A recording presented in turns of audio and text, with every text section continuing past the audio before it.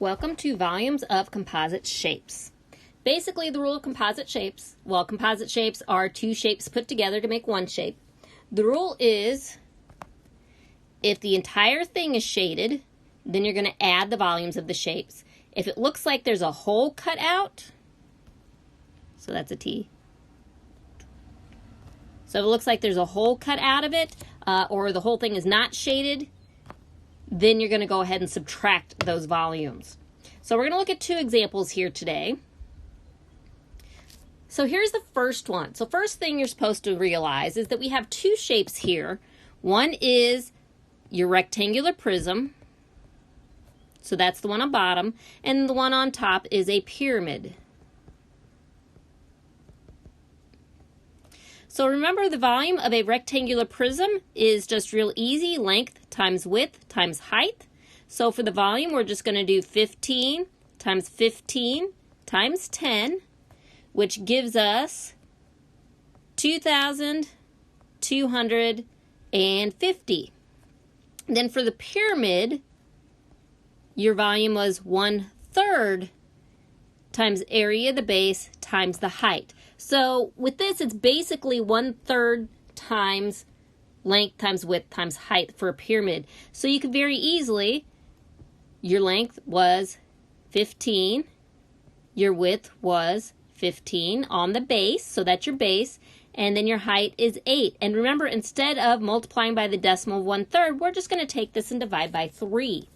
So when you take your 15 times 15, which is 225 times 8, divided by 3, you get a volume of 600. So when we look at this shape, we want to see, well, am I going to add or am I going to subtract these volumes? So if I look, the entire thing is shaded, so that tells me that I'm going to add these volumes together. So we're going to do 2,250 plus 600, and that gives me a volume of 2,850, and then our unit would be inches cubed. So that's one example for you. Another example I have is over here. So in this shape, we again see a prism. So most of these shapes do have some form of a prism. So I'm going to write prism down here. And at least most of them are rectangular. And then we have a cylinder. So yes, you do have the opportunity to go back over all of those three-dimensional shapes, those volume formulas that you learned.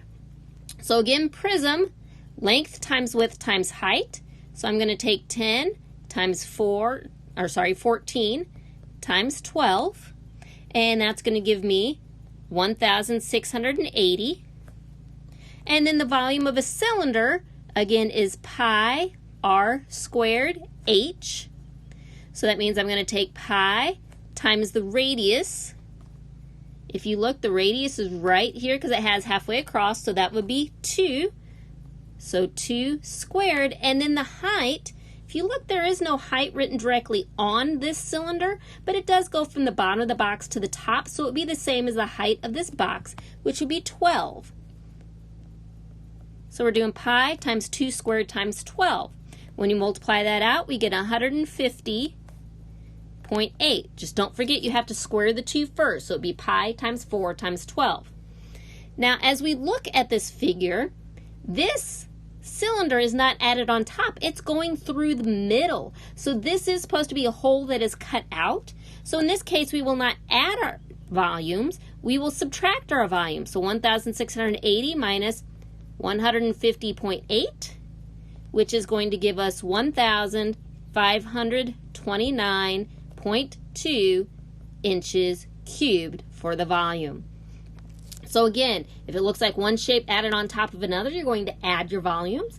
And if it looks like a hole cut out, or if it's kind of inside of another three-dimensional shape, that means you're going to subtract. I'm going to go ahead and give you guys 5 problems on your Google Classroom to work out, and those will be correctable. So again, ask questions, email me if I confused you, and we'll see what we can do.